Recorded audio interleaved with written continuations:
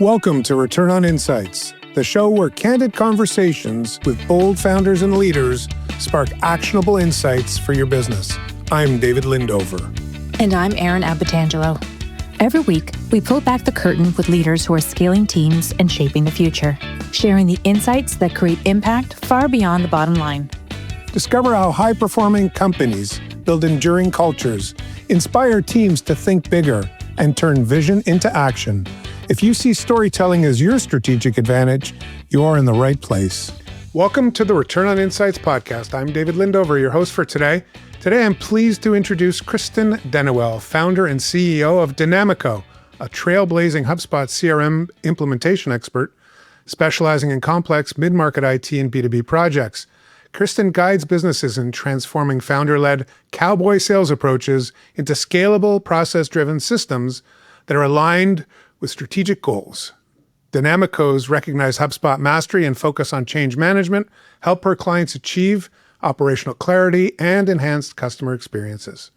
In this episode, Kristin shares actionable insights on optimizing CRM adoption, navigating the total cost of ownership, and how to strategically apply AI to maximize revenue and efficiency. Welcome to the show, Kristin. It's good to have you here. Thanks so much, David. Great to be here. So my first question for you, Kristin, can you share the story behind Denamico's pivot from marketing to a HubSpot CRM specialization?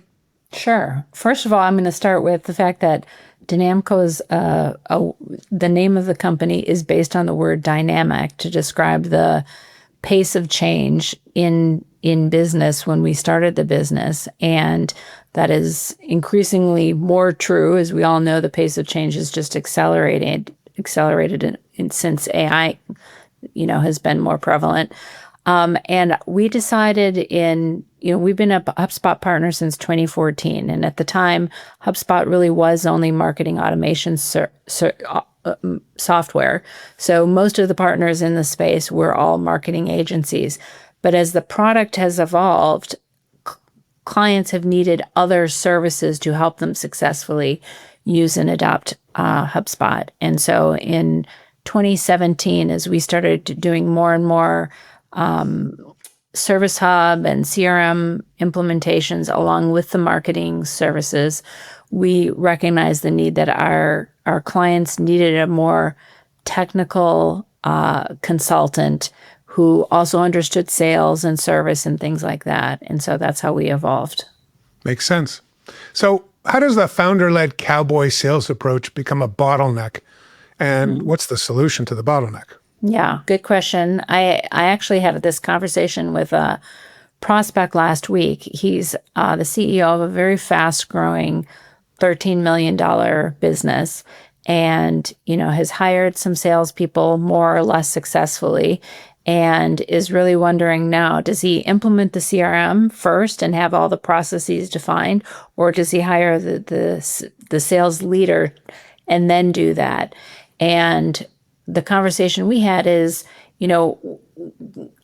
founders and often CEOs by nature, when we start doing sales, we're typically not high structure person. We operate well when there's less structure, which is what enables us to build something from zero. But that same lack of structure can really be a deterrent to success as you grow and you bring more people on, because not everyone can operate in that.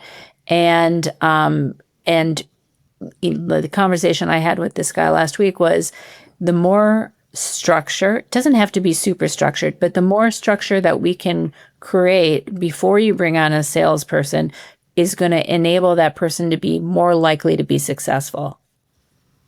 Yeah, I certainly can relate to that in my own experience.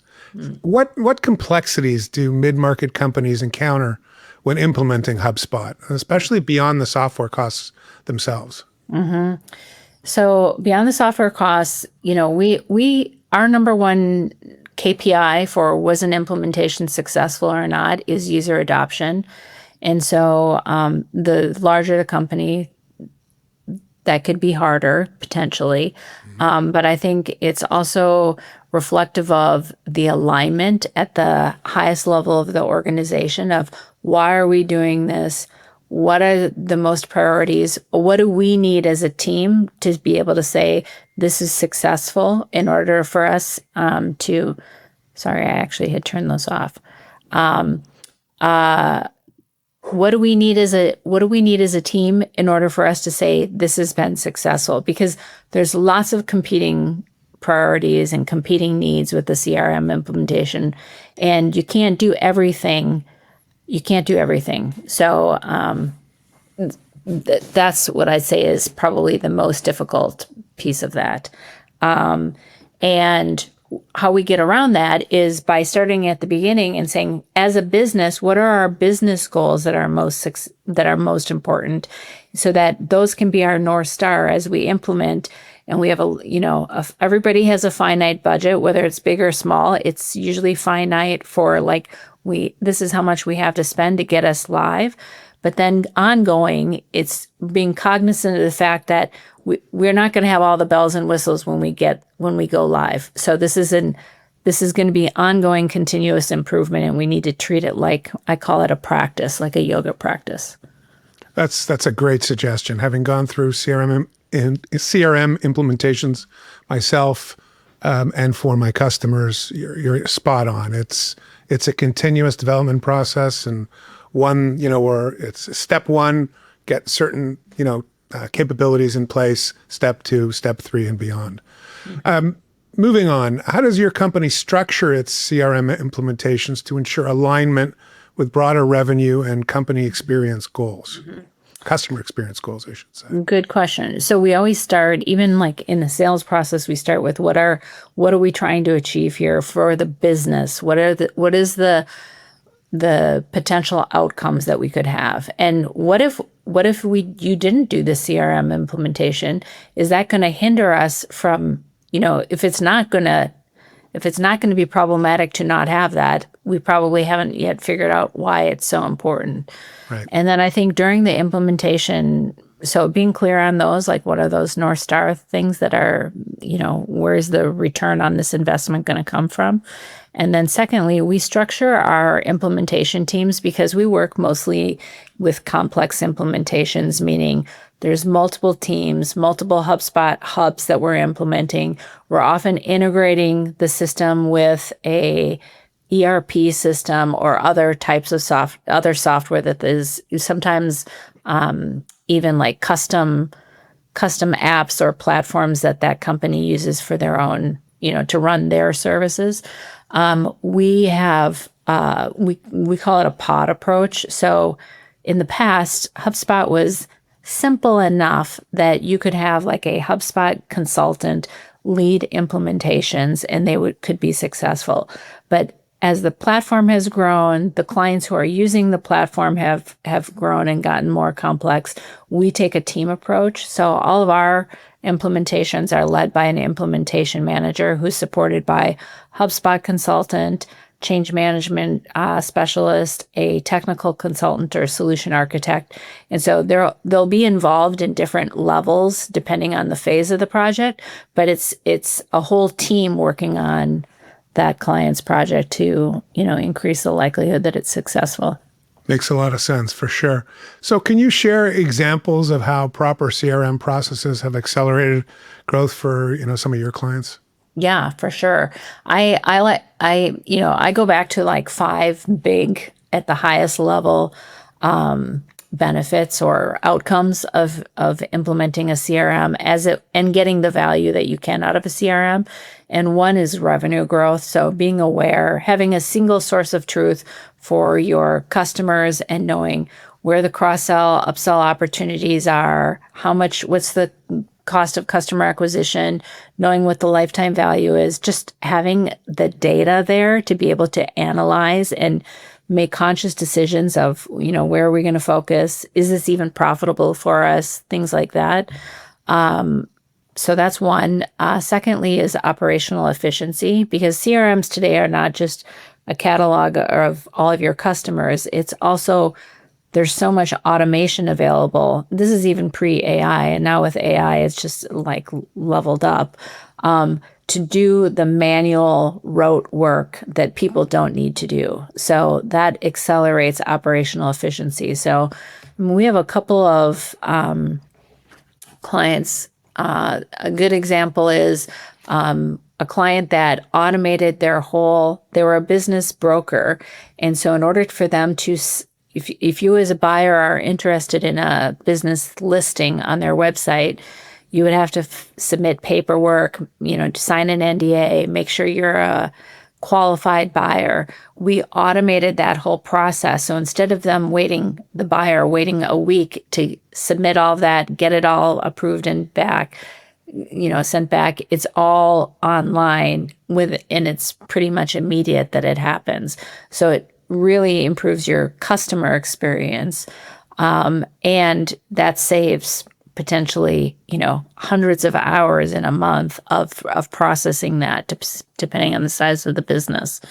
And so customer experience, employee experience, because employees don't need to do manual work, that they know that there's a better way to do that, like compiling reports manually in, Google Sheets or Excel or whatever.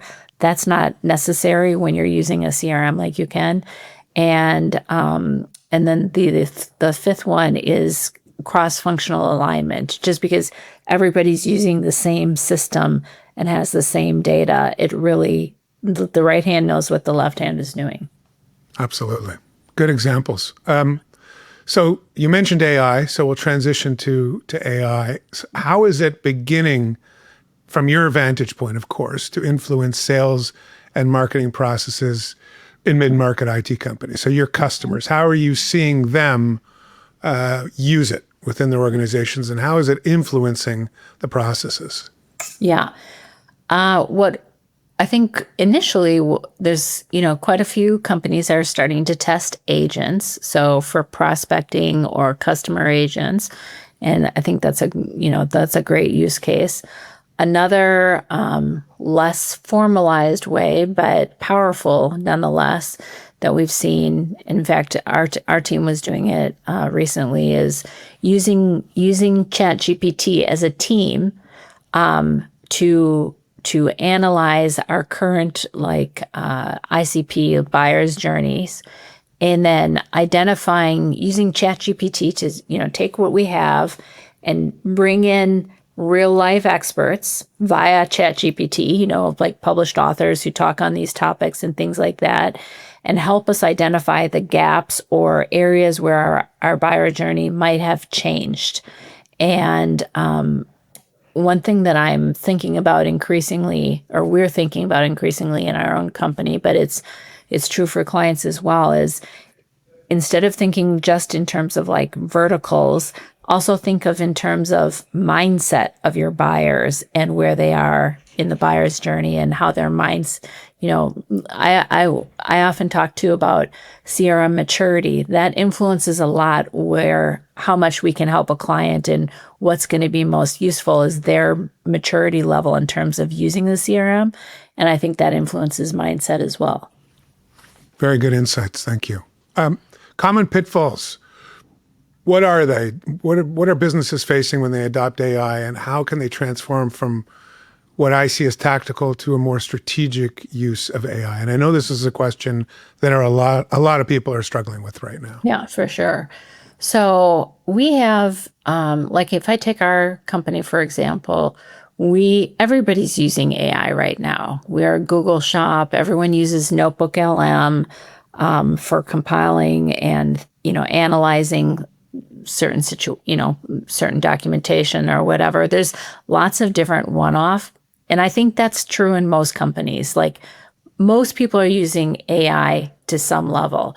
I think what I've seen in case is that it hasn't yet gotten to a strategic point, like your question is how are we doing that in a consistent way for this particular process of ours?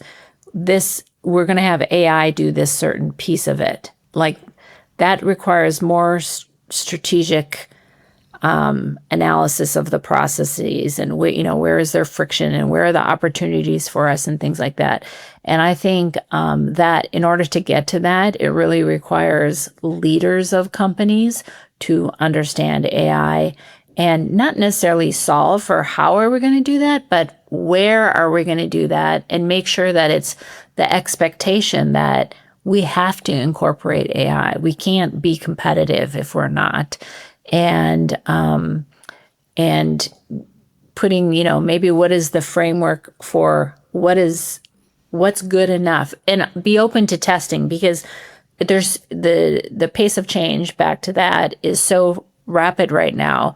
Not everything is going to stick. And the only way we're going to land on the things that are really most impactful is to have that testing, engineering, iterative approach to that.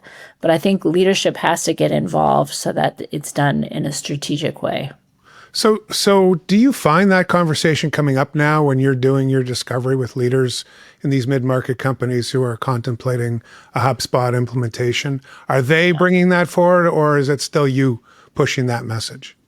I think it's on everybody's mind. I think everybody has a pressure. It feels a pressure that we need to be, we're not using AI enough. But the reality is that until you have a system in place with good data, the AI can only do so much. So a bigger conversation we're having with clients right now, or not necessarily clients, but prospects, is we don't have all of we might have 80,000 contacts in our CRM, but we know only half of those are actually good quality contacts. The rest are incomplete data, missing data, things like that. So, that's where we recommend is the first place to start, is to making sure you get your foundation, like all of your data, in good shape, because then using the AI is going to be so much easier and more powerful. Do these people, your prospects, are they ready for strategic use? Have they figured out the one or two, low-hanging fruit use cases that they're going to go after, or are they still kind of scratching their head? I don't think they figured it out. I think everybody has ideas, but I think the reality of where are we applying this, it's got back to my maturity question earlier. Right. Like, it has to be a very mature company in terms of using systems and technology that's going to be using AI significantly right now. And would those mature companies typically be, a HubSpot CRM, prospect? They could be, for sure. I mean, there's some very sophisticated users on HubSpot and sophisticated companies, but by and large, I think most companies are just scratching the surface of what they could be doing.